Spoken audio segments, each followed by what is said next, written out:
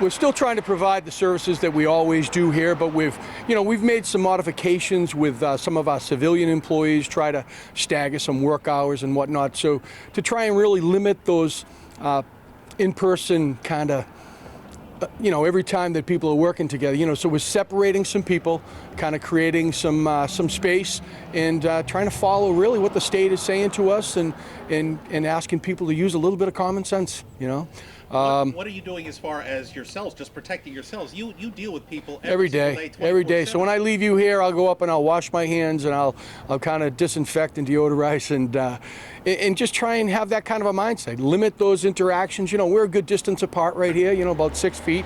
Try to keep that in mind, and know your surroundings. Keep an eye out on anybody who might be coughing or look like they're not feeling well, and stay away from them if you possibly can. What calls have you been getting in the last few days? I'm sure you have a lot of people nervous. We just saw someone who's quite a little bit nervous, but I mean, something like that where someone is just trying to still carry on with their life, and a need to be able to drive and what have you. So, but what we're asking is people to kind of use that common sense.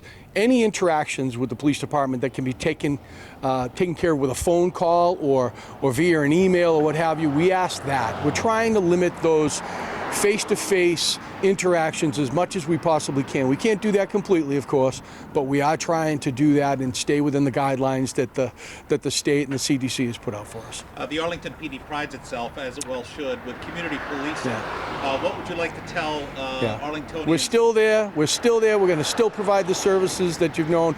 We're just going to try and incorporate, the guidelines that the state and the federal government has put out there and for us, along with a little bit of common sense. But we're still there. We're only a phone call away.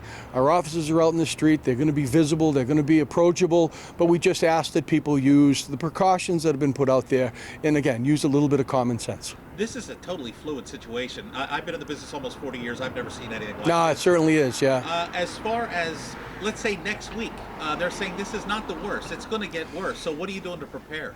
Well, preparatively wise, I mean, we're working on some of our policies and whatnot, and our officers know that we're prepared that if we need to, change our work hours or what have you, that we're going to do that. Hey, we got to worry about the people that work here as well. So we're trying to keep them healthy, but we're also preparing that if we have a reduction in the workforce here, what are we going to do? We're going to need to change our shift hours, et cetera, et cetera. So we're pre-planning here as well. We're hoping that isn't the case, but we're planning for that.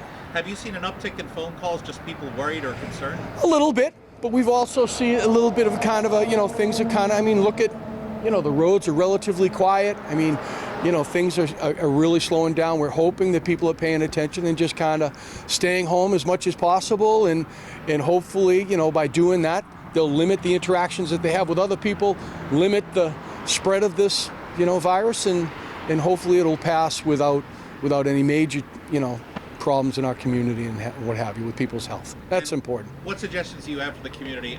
Instead of maybe calling the police, what do you think they should do? Well, of course, if you have an emergency, please call the police department. 911, call the police department. But there's a host of, what we call kind of low priority type calls or situations that you could call in, or you could go right online to the Arlington Police, Town of Arlington, Mass Gov, and you'll see, like reporting a bicycle larceny or, maybe an attempted scam or whatever. There's a host of reports that you can file online so that you don't necessarily have to come here or an officer come to your home. But if you do call an officer to your home, what we do ask is that you're abundantly honest with us. If someone is not feeling well, we would like to know that information ahead of time so that we can take precautions.